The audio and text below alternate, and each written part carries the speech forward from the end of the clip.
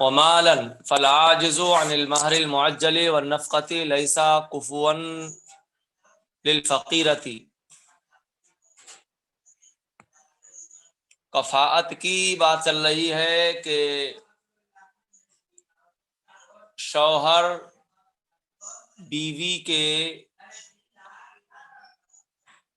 برابر ہونا چاہیے، اور یہ کفاءت کا اعتبار صرف شوہر کی طرف سے ہوگا کہ شوہر کم از کم بیوی کے برابر ہونا چاہیے۔ بیوی کا شوہر کے برابر ہونا ضروری نہیں ہے، بیوی کی طرف سے کفاءت کا اعتبار نہیں ہے۔ کن کن چیزوں میں شوہر کا بیوی کے برابر ہونا ضروری ہے؟ تو چند چیزیں بیان ہو گئیں کہ دین کے اعتبار سے، اسلام کے اعتبار سے، حریت کے اعتبار سے، ومالن، اور مال کے اعتبار سے بھی کفو ہونا چاہیے۔ کفاءت میں مال کا بھی اعتبار ہوگا، لہذا جو شخص مہر معجل کے ادا کرنے سے اور نفقہ ادا کرنے پر قادر نہ ہو، وہ کسی بھی عورت کا کفو نہیں ہو سکتا، چاہے عورت غنیہ ہو چاہے عورت فقیرہ ہو۔ وہ شخص جو مہر معجل اور نفقہ کے ادا کرنے سے عاجز ہے، وہ فقیرہ کا بھی کفو نہیں ہوگا، کیونکہ مہر تو وضع کا بدل ہے، لہذا اس کا ادا کرنا ضروری ہے، اور نفقہ سے زوجیت کا رشتہ قائم و دائم رہ سکتا، بغیر نفقہ کے زوجیت والا رشتہ قائم ہونا بڑا مشکل ہے۔ بات رہی ہے کہ نفقہ پر کتنے نفقہ پر قدرت ہونا چاہیے، نفقہ پر قدرت سے کیا مراد ہے؟ تو بعض علماء کرام نے یہ فرمایا کہ کم از کم 1 مہینے کے نفقہ پر قادر ہو، لیکن صحیح ترمذ یہ ہے کہ مرد جو ہے وہ کمائی کر کے عورت کو نفقہ پہنچا سکتا ہو، چاہے روز بروز ہو۔ مثال کے طور پر بیوی کا خرچہ اگر 25 روپے ہے روزانہ، اور شوہر روزانہ 50 روپے کما لیتا ہے یا 25 روپے کما لیتا ہے، تو اسے کہا جائے گا کہ یہ نفقہ کے ادا کرنے پر قادر ہے۔ اور رہا مہر معجل، تو مہر معجل سے کیا مراد ہے؟ تو مہر معجل سے مراد یہ ہے کہ اتنے مال کا مالک ہو کہ جتنا مہر عام طور سے اس عرف میں جہاں وہ رہتا ہے دیا جاتا ہو۔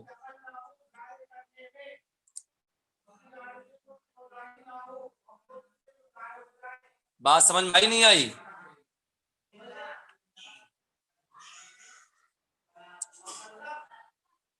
ہلو ہلو، بات آ رہی ہے آپ لوگوں تک؟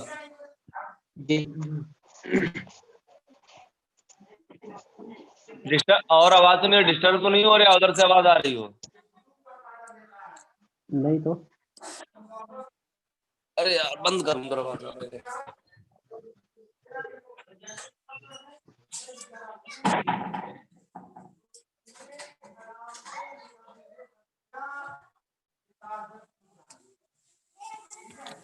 ہلو ہلو، جی حضرت ارے جو میں نے پڑھایا سمجھ میں آیا؟ بات آ رہی ہے؟ آواز نہیں آ رہی؟ آ رہی حضرت۔ جی حضرت۔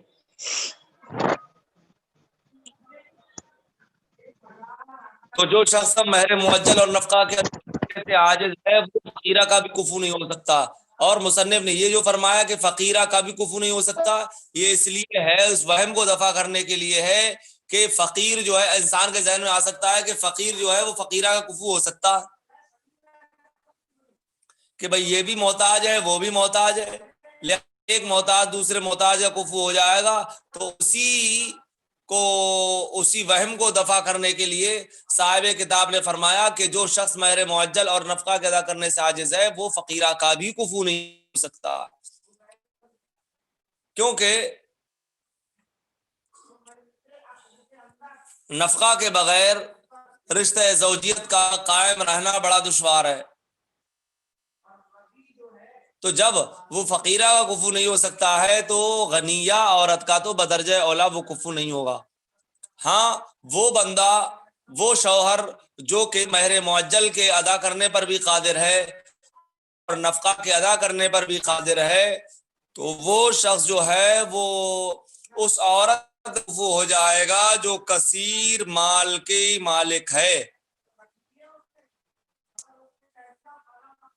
بڑی مالدار عورت کا کفو وہ شخص ہو جائے گا جو مہر اور نفقہ پر قادر ہو. کیوں؟ اس لیے کہ اگر شوہر صرف نفقہ اور مہر معجل پر قادر ہے اور ادھر عورت جو ہے بہت زیادہ مالدار ہے تو اس میں کوئی فرق نہیں ہے. کیوں؟ اس لیے کہ بہت زیادہ مال والی ہے تو مال تو ایک ایسی چیز ہے جو آج آیا کل چلا گیا. اسی وجہ سے بولا جاتا ہے، عام طور سے عرف میں بولتے ہیں کہ مال جو ہے وہ ہاتھ کا میل ہے. جس طریقے سے میل جو ہے ابھی صاف کر لیا آپ نے، چلا گیا، پھر تھوڑی دیر کے بعد پھر آپ کے ہاتھ میں آ جاتا ہے، تو مال کا بھی یہی معاملہ ہے کہ مال آنے اور جانے والا ہے. لہذا زیادہ مال ہونے کا اعتبار نہیں کیا جائے گا، لیکن اتنا ضرور ہونا چاہیے کہ وہ واجب کے ادا کرنے پر قادر ہو، یعنی مہر اور نفقہ کے ادا کرنے پر قادر ہو. ملا لیجئے اتنا، اگر سمجھ میں آ گیا تو. سمجھ میں آیا نہیں آیا؟ جی حضرت آ گیا.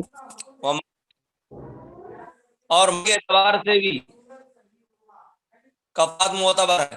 فالعاجز عن المہر المعجل والنفقۃ، تو وہ شخص جو مہر معجل اور نفقہ سے عاجز ہے، تو مہر معجل اور نفقہ سے عاجز یہ فقیرہ کا کفو نہیں ہوگا. وانما قال للفقیرہ، اور مصنف نے للفقیرہ کہا کہ فقیرہ کا بھی کفو نہیں ہوگا. کیوں؟ لدفع وہم من توہم ان الفقیر یکون کفوا للفقیرہ، اس شخص کے وہم کو دفع کرنے کے لیے جس نے یہ وہم کیا کہ فقیر جو ہے وہ فقیرہ کا کفو ہو جاتا ہے. وَكَذَا لِلْغَنِيَّةِ بِالطَّرِيقِ الْأَوْلَى، اور ایسے ہی فقیر غنیہ کا بھی کفو نہیں ہوگا بدرجہ اولا. کیوں؟ لأن العجز عن اداء المہر والنفقة الواجبین متحقق فیہ مع زیادت التعیر، اس لیے کہ مہر اور نفقہ کی ادائیگی سے عاجزی، جو دونوں واجب ہیں، مہر اور نفقہ جو دونوں واجب ہیں، ان کی ادائیگی سے عاجزی غنیہ کے سلسلے میں بھی متحقق ہے مع زیادت التعیر، زیادتی شرم کے ساتھ، کہ مزید اس میں شرم میں اضافہ ہوگا کہ دیکھیے ایک طرف کتنی مالدار عورت ہے اور دوسری طرف بالکل فقیر ہے. والقادر علیہما کفون لذات اموال عظیمت هو الصحیح، اور وہ شخص جو کہ مہر اور نفقہ پر قادر ہے وہ کفو ہو جائے گا بہت مال والی عورت کا. هو الصحیح ہو، یہی صحیح ہے. هو صحیح کہہ کے اشارہ کیا ہے کہ یہ امام ابو یوسف کا قول ہے اور یہی صحیح ہے. امام ابو حنیفہ اور امام محمد رحمۃ اللہ علیہ فرماتے ہیں کہ کفات میں غنی یعنی مالداری کا بھی اعتبار ہے. بس جو شخص مہر و نفقہ پر تو قادر ہو لیکن صاحب نصاب نہ ہو، وہ مالدار عورت کا کفو نہیں ہوگا. کیونکہ لوگ مالدار پر فخر کرتے ہیں اور تنگ دستی پر عار محسوس کرتے ہیں، لیکن امام ابو یوسف کی دلیل یہ ہے کہ مالداری ایک ایسی چیز ہے جسے ٹھہراؤ نہیں ہوتا. اکثر یہ دیکھا جاتا ہے کہ کوئی شخص صبح کے وقت مالدار ہوتا ہے اور شام ہوتے ہوتے فقیر ہو جاتا ہے. یہ اس کا برعکس ہوتا ہے کہ صبح کے وقت فقیر ہوتا ہے اور شام ہوتے ہوتے مالدار ہو جاتا ہے. اسی لیے کہا ہوا صحیح ہو کہ یہی صحیح ہے جو امام ابو یوسف کا قول ہے. کیوں؟ لأن المال غاد ورائح، اس لیے کہ مال جانے والا ہے اور آنے والا ہے. فلا يعتبر بعدمه، لہذا اس کے نہ ہونے کا اعتبار نہ ہوگا. الا ان يكون بحيث لا يقدر على اداء الواجب وهو المہر والنفقہ، مگر یہ کہ وہ اس حیثیت سے ہو کہ واجب کے ادائیگی پر قادر نہ ہو، وهو المہر والنفقہ، اور واجب جو ہے وہ مہر اور نفقہ ہے. وحرفتن فحائق او حجام او کناس او دباغ لیس بکفو لعطار او بزار او صراف وبه یفتیٰ. وحرفتن، اور کفات میں حرفہ بھی معتبر ہے. حرفہ کا معنی تھا پیشہ،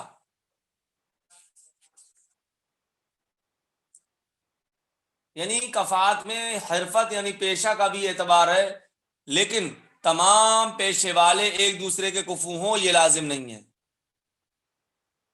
کیونکہ عرف عام میں کچھ پیشے ایسے ہیں جو اعلیٰ مانے جاتے ہیں، بڑے مانے جاتے ہیں، اور کچھ پیشے ادنا مانے جاتے ہیں. لہذا ادنا پیشے والا اعلیٰ پیشے والے کا کفو نہیں ہوگا. اسی بنیاد پر حجام یعنی پچنا لگانے والا، کناس جھاڑو لگانے والا، دباغ چمڑے وغیرہ کو دباغت دینے والا، صاف کرنے والا، چمار، ایسے ہی سر کو موڑنے والا نائی،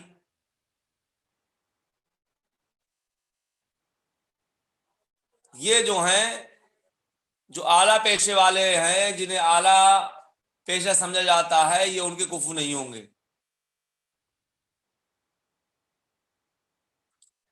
مثلا عطار یعنی عطر فروش، بزاز کپڑا بیچنے والے،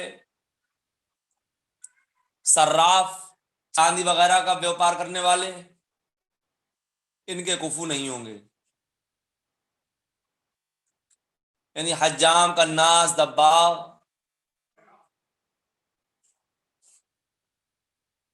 یہ لوگ ہیں وہ عطار، بزاز، صراف وغیرہ کے کفو نہیں ہوں گے.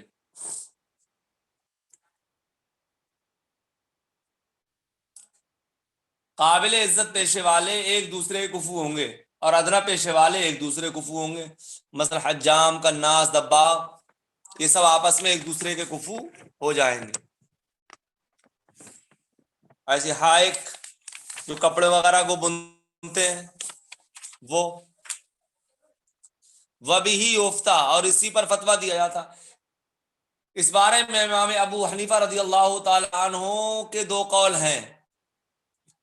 ایک قول کے اعتبار سے کفات میں پیشے کا اعتبار ہے اور دوسرے میں نہیں. تو مصنف بھی یفتیٰ کے ذریعے بتا رہے ہیں کہ اعتبار جو ہے وہ حرفت کا ہے، پیشے کا ہے، اور اسی کے قائل صاحبین بھی ہیں. دیکھیے ملائیے، وحرفتن، اور کفات میں حرفہ کا بھی اعتبار ہے، لہذا حائق یعنی جو کپڑا بنتے ہیں وہ، جسے عرف عام میں جو لاہے سے بھی تعبیر کیا جاتا ہے، تو حائق یا حجام یا کناس یا دباغ یہ کفو نہیں ہوں گے عطر فروش، کپڑا فروش یا سنار وغیرہ کے. وبہ یفتا، اور اسی پر فتویٰ دیا جاتا ہے. وَإِن نَكَحَتْ بِأَقَلَّ مِن مَهْرِهَا أي من مہر مثلها فَلِلْوَلِيِّ الْاعْتِرَاض حَتَّى يُتِمَّ أو يُفَرِّقَ.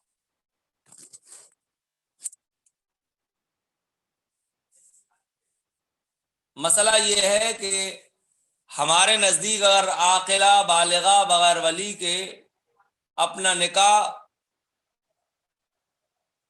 کفو میں خود کرا لیتی ہے تو یہ جائز ہے، لیکن اگر اس نے اپنے مہر مثل سے کم پر نکاح کیا ہو تو ولی کو حق اعتراض حاصل رہتا ہے.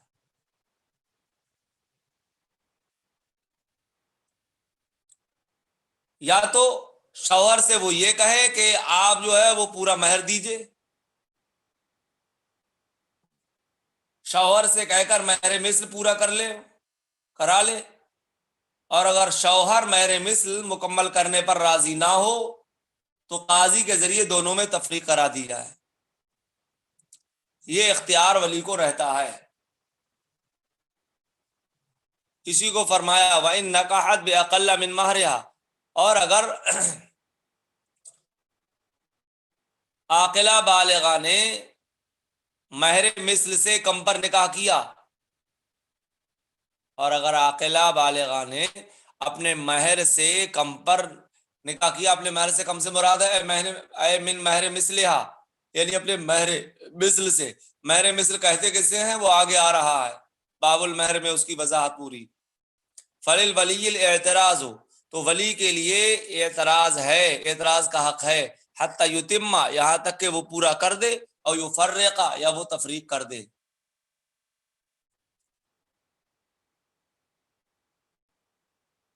ووقف نکاح فضولی و فضولین علی الاجازت ایجوز ان یکون من جانب الزوج فضولی و من جانب المرأة فضولی فیتوقف علی